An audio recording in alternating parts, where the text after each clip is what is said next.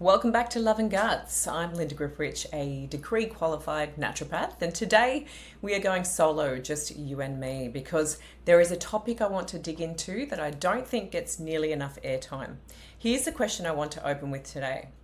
What if the reason you're still constipated has absolutely nothing to do with how much water you drink or how much fibre you eat?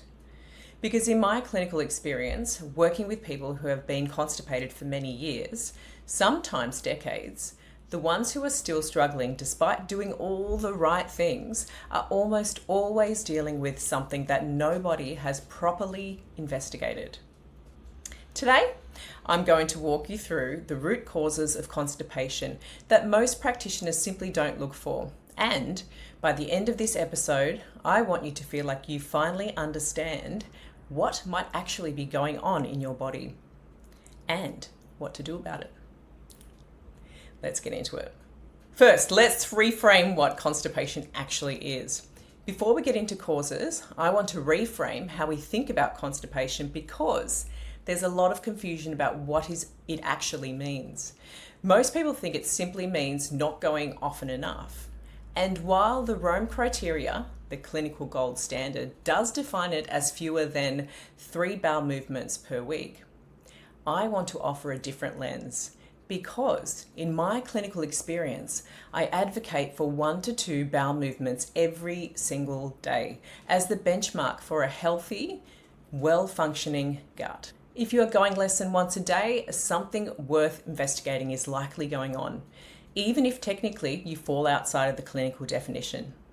Constipation is actually defined by a cluster of symptoms. Things like hard, dry, lumpy stools. We're talking type 1 or 2 on the Bristol stool chart. Excessive straining. That maddening feeling that you get when you haven't fully emptied, like there's more, but it just won't come out. Needing to use your fingers or other manual assistance to get things moving. And here's something important. Constipation is a symptom, not a disease. It's your body telling you that something is off. Around 1 in 4 Australians experience constipation.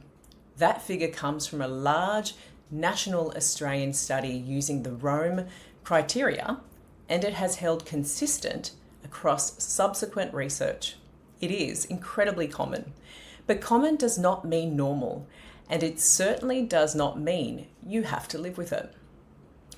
Constipation significantly impacts quality of life, and not just from the obvious discomfort.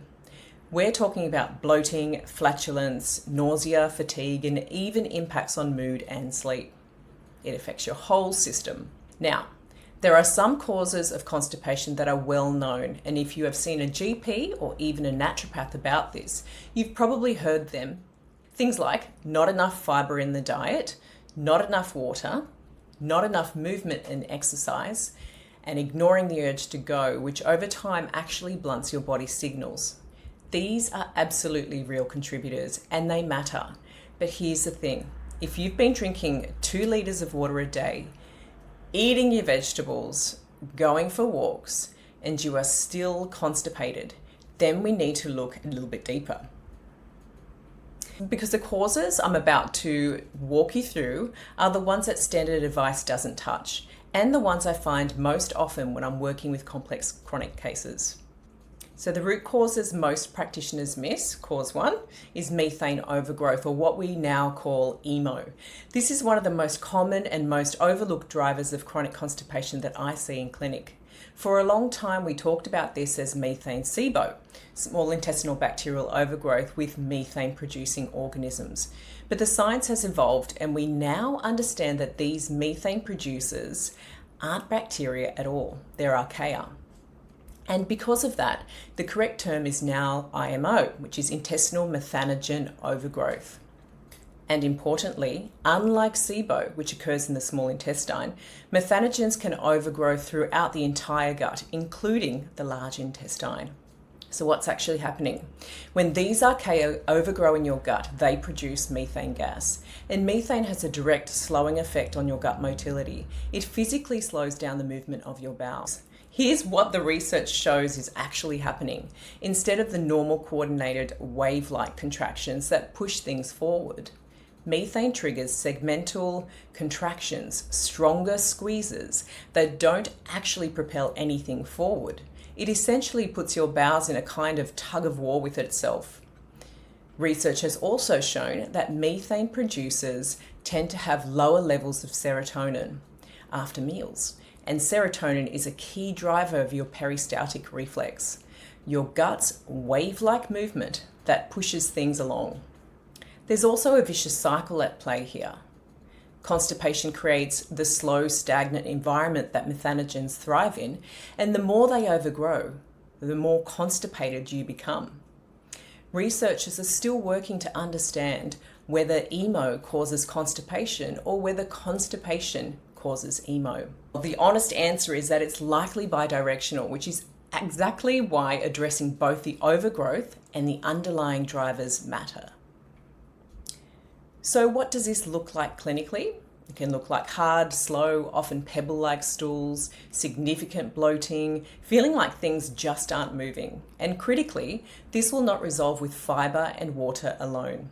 In fact, certain fibres, resistant starch in particular, can actually worsen constipation if emo is the underlying driver. It's a perfect example of why generic advice can backfire and why working with someone who understands the nuance and can use appropriate testing makes all the difference. You need to address the underlying overgrowth. Cause 2, dyssynergic defecation, a pelvic floor problem. This one is enormously underdiagnosed and it's a particular passion of mine. Dyssynergic defecation is essentially a coordination problem. When you go to the toilet, what should happen is your abdominal muscles contract, your pelvic floor relaxes, and your puborectalis muscle, which forms a sling around your rectum, releases. This creates the right angle for stool to pass easily. In dyssynergic defecation, that coordination breaks down. Instead of the pelvic floor relaxing, it paradoxically contracts. It tightens when it should be letting go. The result? Even if you have a perfectly healthy transit time, you simply cannot evacuate properly. Studies suggest that around 1/3 of people with chronic constipation have this as a primary driver. What causes it? It can develop after pregnancy and childbirth, back injuries, a history of trauma or abuse, chronic stress and anxiety, or even just learned poor toilet habits over time. And here's a fascinating and recent finding. A 2025 study found that dyssynergic defecation is significantly associated with intestinal methanogen overgrowth. So these two causes often go hand in hand. The good news is that dyssynergic defecation is highly treatable, particularly through pelvic floor physiotherapy and biofeedback. But you have to know it's there first, and most people have never had their pelvic floor assessed. Cause 3, secondary causes, medications and medical conditions. We always need to have secondary causes on our radar. What I mean by secondary causes is that constipation is sometimes the result of an underlying medical condition or something the person is taking. And if we only treat the gut without addressing the root driver, we'll get limited results. Medications are a huge one. Pain relievers, particularly opioids, are notorious for slowing the bowel. But many people don't realize that antidepressants, antihistamines, calcium channel blockers for blood pressure, iron supplements, and even some antacids can significantly contribute to constipation. On the medical condition side, hypothyroidism is one of the most commonly missed causes of constipation and is underdiagnosed far more often than people realize. Diabetes can affect the nerves that control gut motility, and neurological conditions like Parkinson's disease, multiple sclerosis, and Ehlers-Danlos syndrome all have significant gut implications.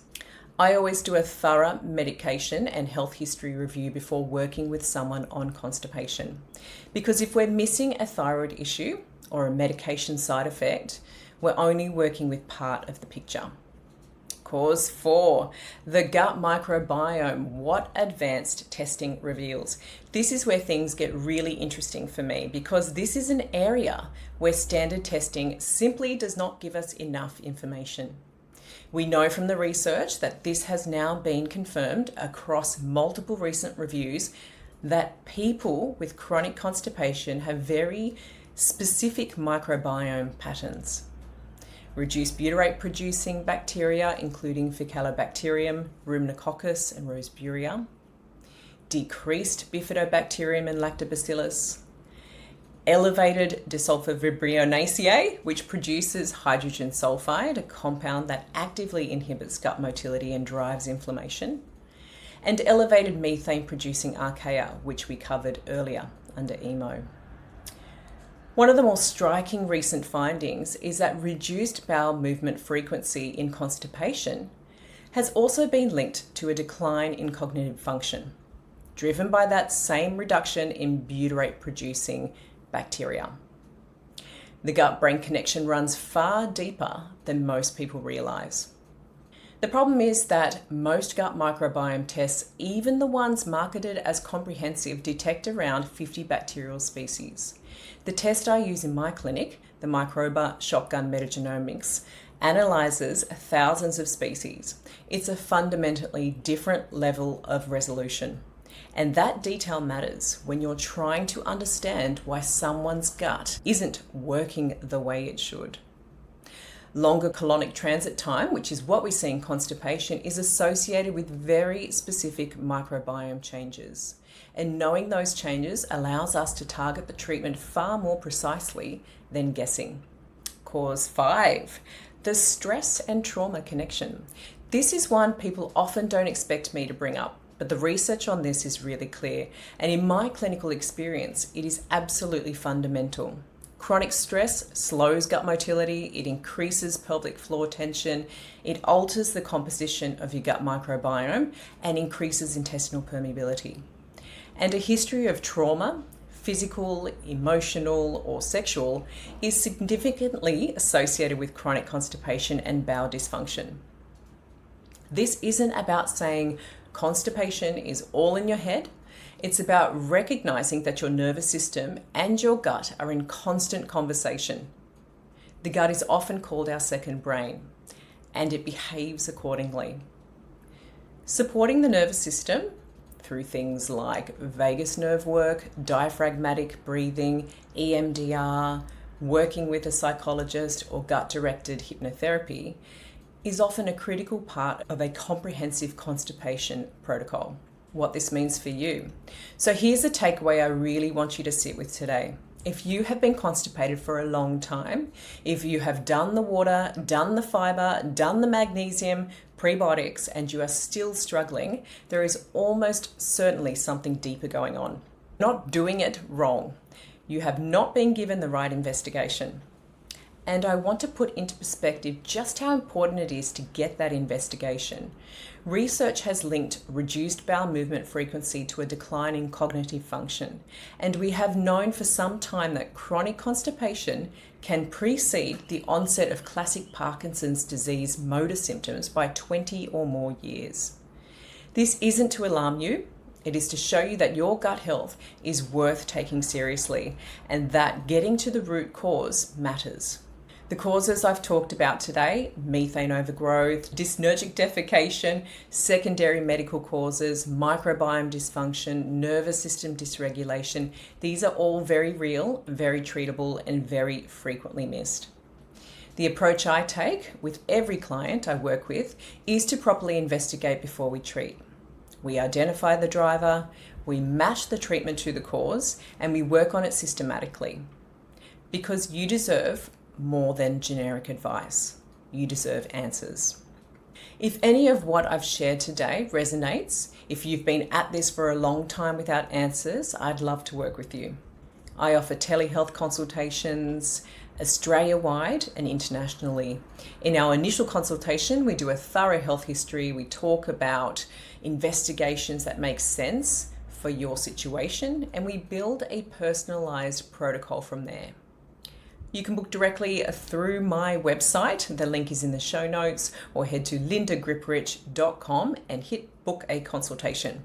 Thank you so much for spending time with me today. If you have found this helpful, please share it with someone who needs to hear it, and I'll see you next time on Love and Guts. And please also don't forget, if you have a gut-related question that you would like answered, shoot me an email at info@lindagriprich.com or pop a comment down below the YouTube video.